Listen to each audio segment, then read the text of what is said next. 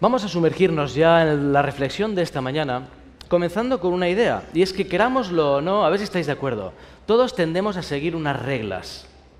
Tendemos de forma inconsciente a seguir unas normas básicas que nos dan cierta seguridad, nos dan cierta familiaridad, nos sentimos cómodos repitiendo las cosas que son parecidas. Solemos conducir o manejar, no sé cómo decís aquí, el coche, manejar, por la derecha.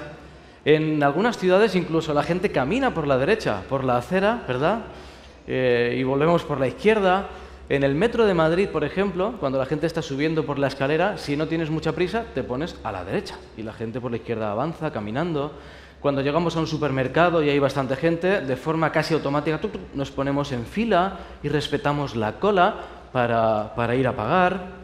De alguna forma, hay una ley universal de la entropía que nos lleva al desorden. Sin embargo, tenemos una ley interna que contrarresta esa cierta entropía y nos lleva a ordenar de alguna forma la realidad. Esto por un lado. Por otro lado, nuestra mente tiende a repetir nuestras acciones hasta generar costumbres, y las costumbres en ocasiones se convierten en tradiciones. Sin arriesgarme mucho, casi que podría adivinar dónde os sentáis normalmente en la iglesia. Y esto no es que sea muy sabio, ¿eh? Si ahora bajásemos y preguntáramos a la gente, me parece que el sábado pasado te sentaste centímetro más, centímetro menos en el mismo sitio. Y suele ocurrir en las iglesias, la gente llega y se sienta en el mismo lugar, y a veces es el primer día que viniste a la iglesia, te sentaste allí y de alguna forma tiendes a repetirlo. Es como que si un día incluso quieres cambiarlo, voy a sentarme en otro lugar, y te vas a otro lugar y es como que te da un poco de, no sé, con lo bien que se está en mi sitio, ¿verdad? En mi lugar de siempre. Solemos comprar las mismas galletas, solemos ir a los mismos lugares, solemos elegir los mismos sabores de helado. ¿Qué helado quieres? El de siempre, ¿eh? Y llegamos a un lugar, ¿qué tal? ¿Va a pedir lo de siempre? Sí, lo de siempre, ¿eh? Nuestra neurofisiología nos explica en cierta forma el porqué. Y es que se establecen conexiones neuronales entre los axones, las dendritas, ¿verdad? Y se van reforzando los canales, los neurotransmisores, y se forma una huella neuronal cuando se repite una acción, de forma que es más fácil repetirlo. Es más fácil responder lo mismo, ir al mismo lugar, elegir lo mismo, porque está reforzado ese camino. En cambio, elegir otra cosa diferente es como ampliar un nuevo patrón de respuesta en nuestro cerebro que nos cuesta. Por tanto, y por resumir esta parte, nos cuesta cambiar. Este es el resumen, chicos? Nos cuesta cambiar. En nuestro contexto más inmediato como la Iglesia suele ocurrir lo mismo. En general tendemos a seguir unas normas, a veces ponemos las normas por escrito y decidimos un conjunto de reglas para que haya un cierto orden, para ordenar la realidad. Y esto no solo no es malo, sino que es imprescindible. En ocasiones se critica más por las latitudes de donde vengo, ¿no? Se critica de alguna forma el manual de iglesia y el working policy y tal, pero la verdad es que contiene normas que nos ayudan a ordenarnos, y es cierto que podemos discutirlo y debemos discutirlo y cambiarlo y mejorarlo y actualizarlo, pero la realidad es que la alternativa sería mucho peor, el no tener manual, por ejemplo. Dios es un Dios de orden y nos pide que hagamos las cosas decentemente y con orden. Y de hecho el universo, y mañana hablaremos un poco más de esto, se rige por unas leyes fascinantemente precisas. Dios no hace las cosas al azar. De hecho, el desorden tiene que ver con el pecado. Tanto a nivel microscópico como macroscópico, las estructuras desordenadas tienen que ver con algo no divino. Simplemente a nivel celular podemos ver las células cancerosas, ¿verdad?, que generan un crecimiento desorganizado. Así que las reglas y las normas son elementos imprescindibles que responden al principio de orden, por un lado, y por otro lado, las tradiciones tienen que ver con nuestra forma de organizar y relacionarnos con el mundo. Disculpad. Nuestra forma de procesar la realidad y la tendencia a repetir lo mismo siempre. Dicho esto, Houston, tenemos un problema. Tenemos un problema. Vamos a intentar explorar qué posible problema nos puede generar esta doble realidad. El, por un lado, repetir lo mismo, el seguir unas normas, y el por otro, la tradición que se aferre en nuestra mente. La pregunta que quiero hacer en esta mañana es, ¿somos conscientes de lo que hacemos, por qué lo hacemos y para qué lo hacemos? ¿Puede ser de alguna forma que nuestra tendencia natural, espontánea y humana a la norma, al rito o a la tradición pueda opacar una vivencia auténtica de la fe? Me gustaría que pudiésemos ver un vídeo muy cortito que explora esta dinámica social que se da en el ser humano cuando tiende a repetir sin plantearse mucho el por qué ciertas cosas. Dentro vídeo. To answer that question, we set up a hidden camera experiment to see if this woman would stand up at the sound of this tone, simply because everyone else is. Es un You experimento might be social. thinking you'd never go along with this. Or would you?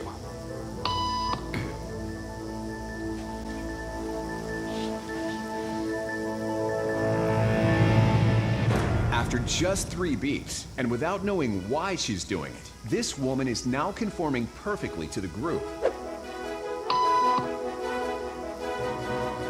But what happens if we take the group away? Elaine, please.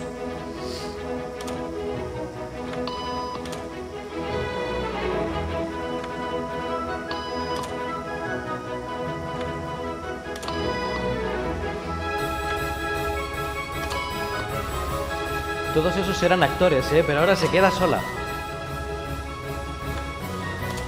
Okay, now she's alone. The crowd is gone, and nobody is watching her, except our hidden cameras. What do you think she'll do?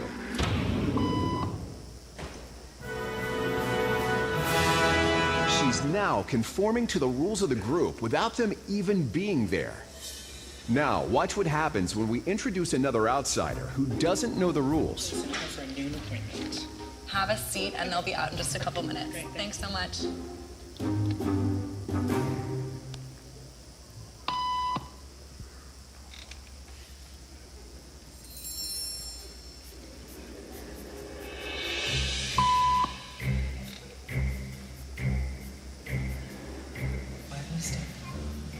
Everybody was doing it, so I thought I was supposed to. Think she'll teach the new guy what to do?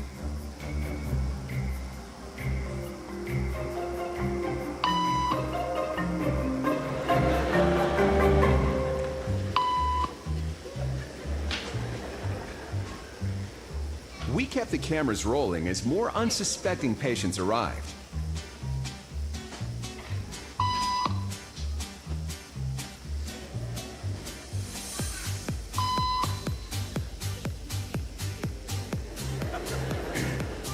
And slowly but surely, what began as a random rule for this woman has now become the social norm for everyone in this waiting room.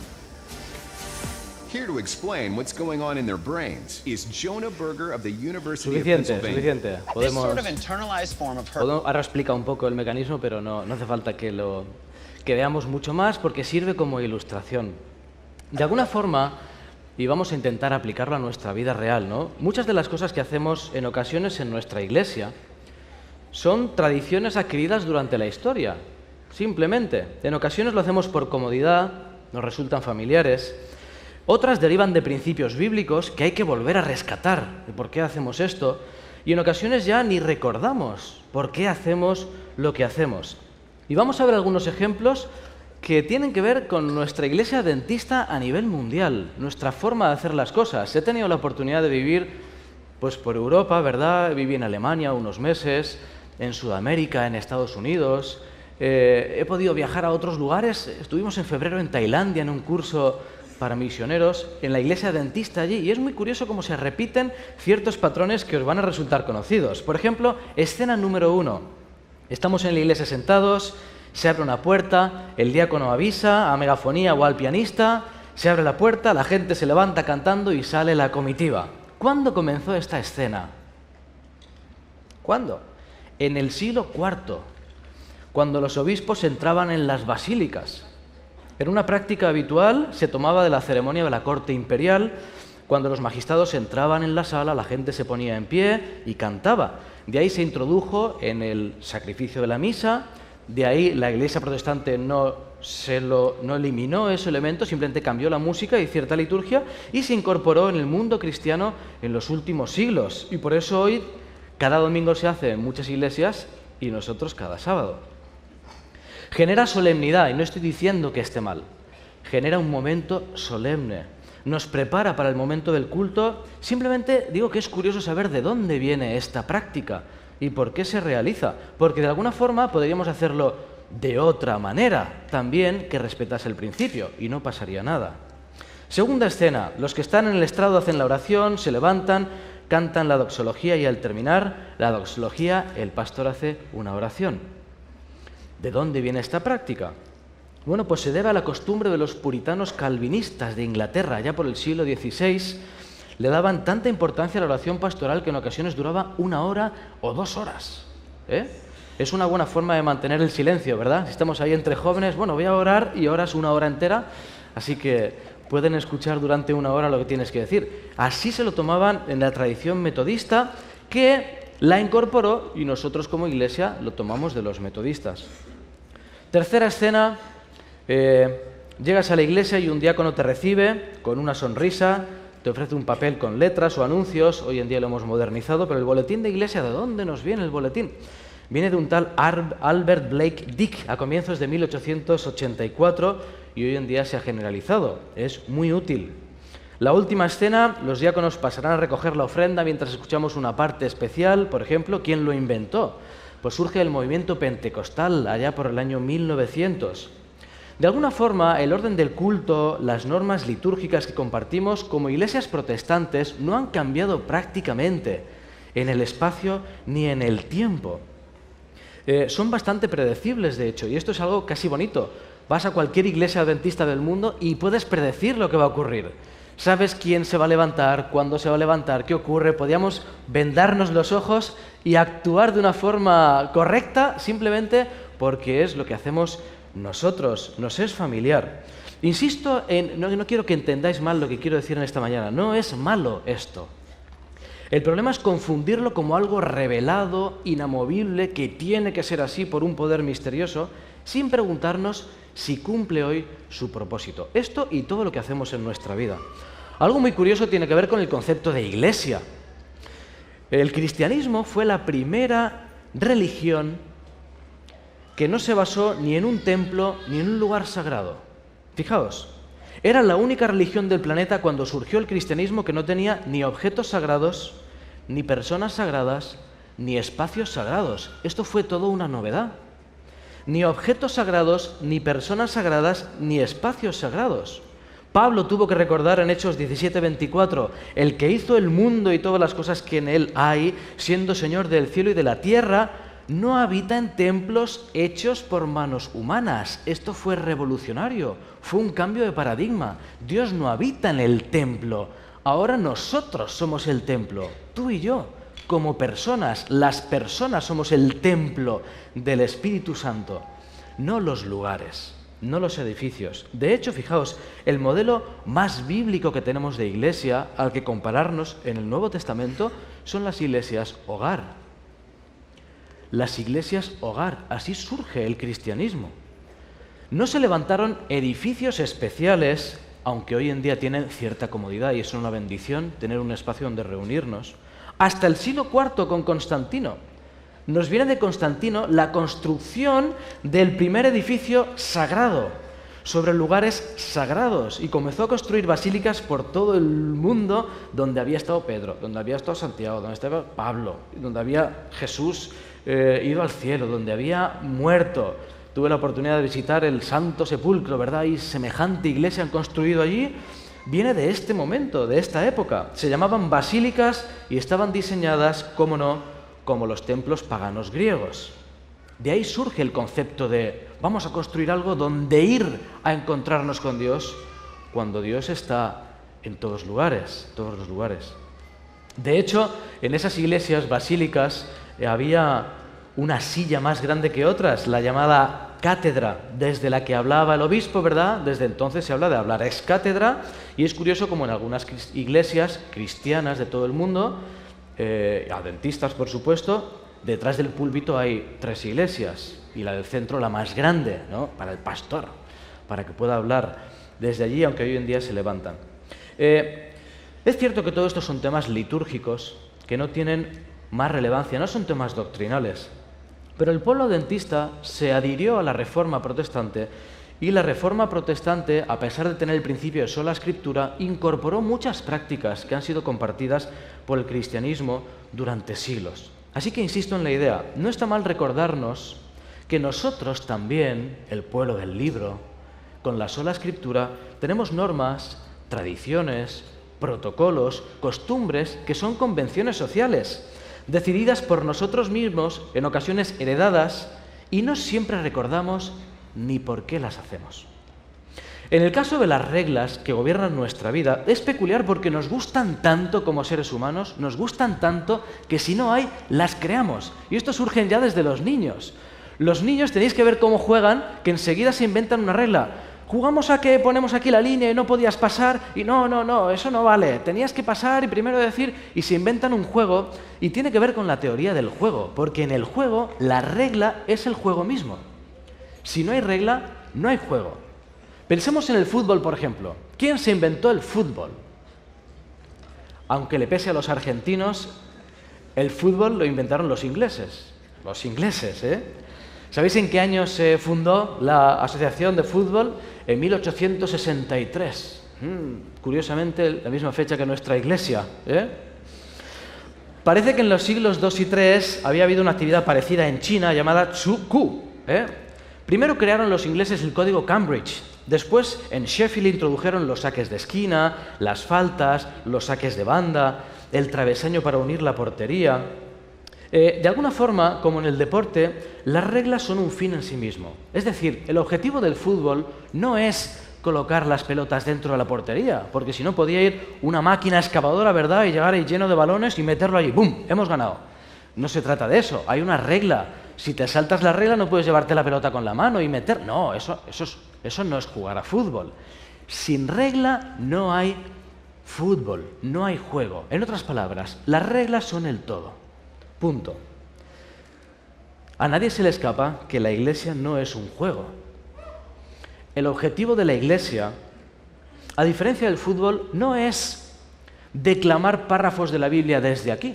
Es decir, lo que hacemos cada sábado con un culto no es un fin en sí mismo. Esto no es el objetivo de venir a la Iglesia. El objetivo de la Iglesia es hacer discípulos por toda la tierra. Y el servicio de culto es una forma de crecer juntos en el estudio de la palabra, pero no es un fin en sí mismo el que yo esté aquí hoy hablando.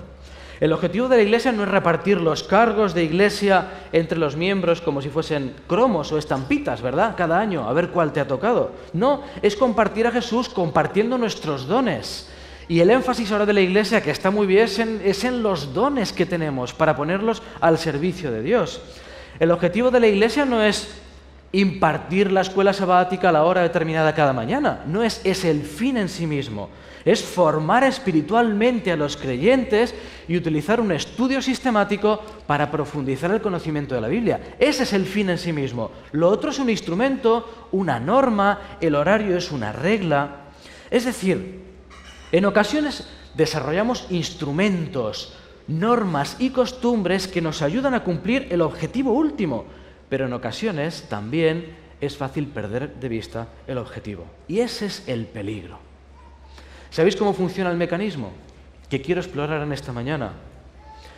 Repetimos lo que hacemos una y otra vez. En segundo lugar, lo convertimos en reglas y tradiciones.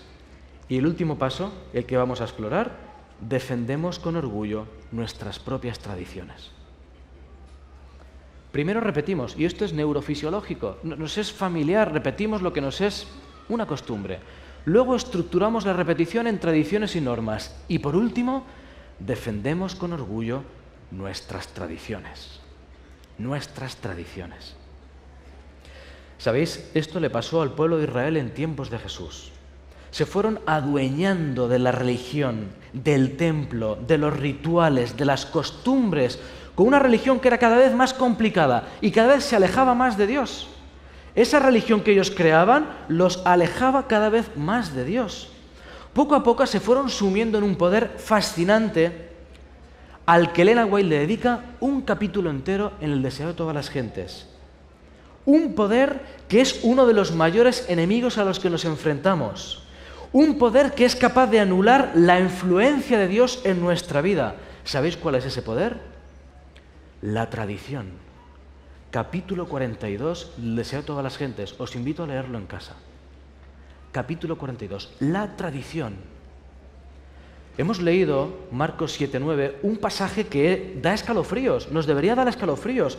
Es algo que Jesús dice a los fariseos, pero que se nos puede aplicar a todo ser humano. Dice, bien, invalidáis el mandamiento de Dios para guardar vuestra tradición. El término griego que emplea ahí es aceteo, significa neutralizar, desechar, opacamos, invalidamos, neutralizamos en ocasiones, como humanos, el mandamiento de Dios por nuestra tradición.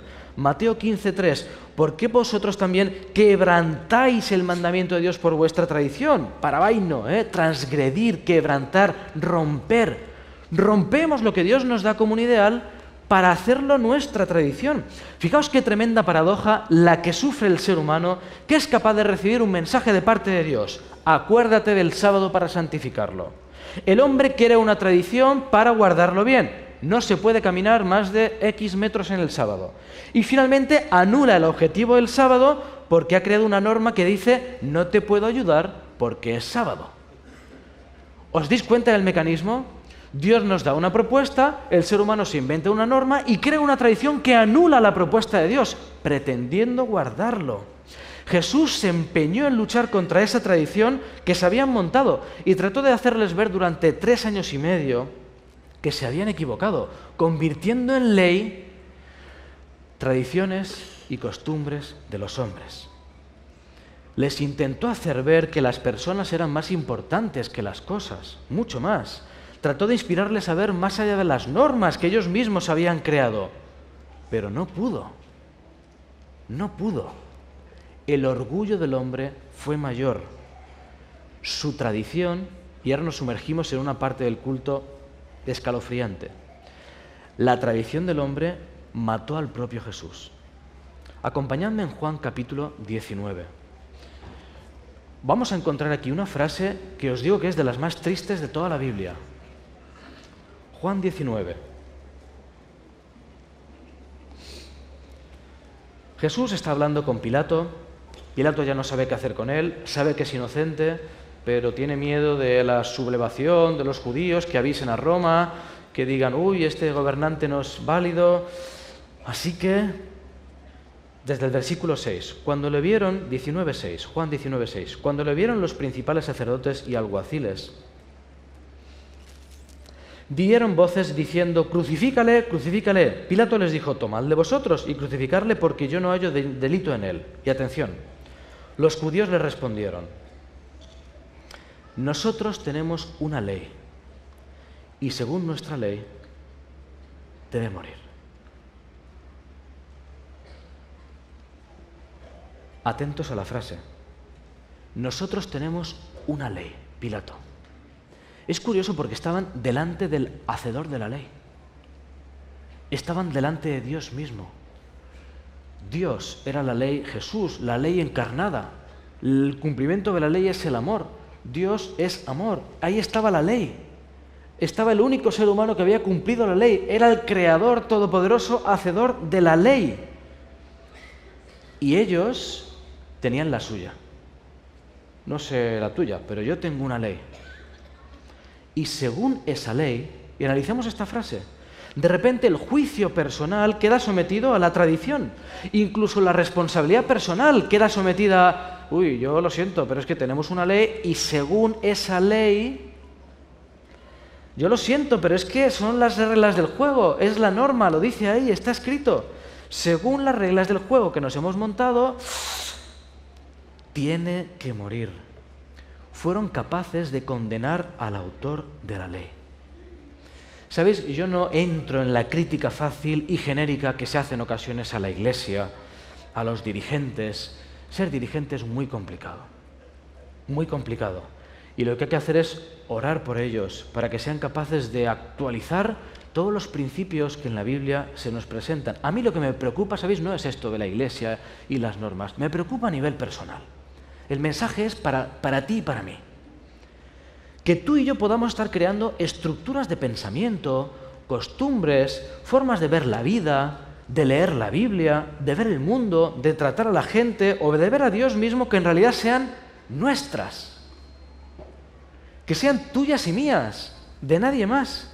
Me preocupa que nuestro orgullo personal nos haga crear una tradición que neutralice el poder de Dios en nuestra vida, tal y como ocurrió en el siglo I, en el siglo V, en el XVIII y en el XXI. Que nuestra tradición neutralice, paralice, bloquee, rompa el poder de Dios en nuestra vida. Lo que me preocupa es que podamos estar cerrados al cambio, cerrados a mejorar, cerrados a ampliar, cerrados a decir, Señor, ¿y si no lo sé todo? A lo mejor tienes otras verdades que revelarme. A lo mejor me he quedado con esta idea y tú querías que avanzase mucho más. En otras palabras, ¿qué ley tienes tú? ¿Qué ley tienes tú? ¿Qué ley tengo yo? ¿Hemos creado nuestro propio código? ¿Lo hemos heredado? Recuerda que nuestras leyes, reglas o tradición personal pueden neutralizar la ley de Dios y acabar con su influencia en nuestra vida. El objetivo de esta reflexión, queridos amigos, para todos, es que podamos dar un paso atrás en nuestra vida. Un paso atrás y decir, a ver si yo en el fondo me he construido aquí una forma de ver, una forma de hacer, una forma de pensar que en realidad no tiene que ver con lo que Dios me había propuesto. A lo mejor me he equivocado. A lo mejor hay mucho más por avanzar y me he quedado aquí. Tenemos que recuperar la esencia de nuestros principios, no desecharlos, recordarlos, recuperarlos, desarrollar la esencia del adventismo, que tiene un mensaje fresco, innovador, nuevo. La verdad presente es para hoy, no para ayer, para hoy. Y el mensaje adventista sigue siendo fascinante. Hemos de ser capaces de no bloquearlo tú y yo con nuestras tradiciones. Que podamos sentarnos de nuevo a los pies del Maestro y si es necesario, dejar nuestro orgullo de lado y empezar de cero. ¿Por qué no? A ver, Señor, empecemos de cero, tú y yo. ¿Cómo eras en realidad? Ojalá el Señor nos ayude, y termino ya, a redescubrir nuestras tradiciones. Las tradiciones no son malas. Son buenas, las compartimos como familia, nos dan identidad, nos transmiten un pasado y nos orientan al futuro. Recuperémoslas, llenémoslas de contenido, redescubramos de dónde vienen y por qué nos han traído aquí. Conectar nuestras prácticas con los principios originales, profundizar en lo que haya que entender mejor, cambiar, ¿por qué no?, lo que haya que cambiar, rescatar costumbres perdidas y ayudarnos a vivir el Evangelio de forma auténtica. El pensamiento final es que nuestra vivencia no sea heredada, no sea una sala de espera en la que un día llegamos y repetimos lo que hace todo el mundo, que no sea esa nuestra religión y que nuestro orgullo ni ninguna ley, costumbre, norma, creencia o pensamiento creado por nosotros mismos se interponga jamás entre nosotros y la voluntad de Dios. No dejes nunca que la tradición ni tu orgullo te separen de Dios. Que el Señor os bendiga.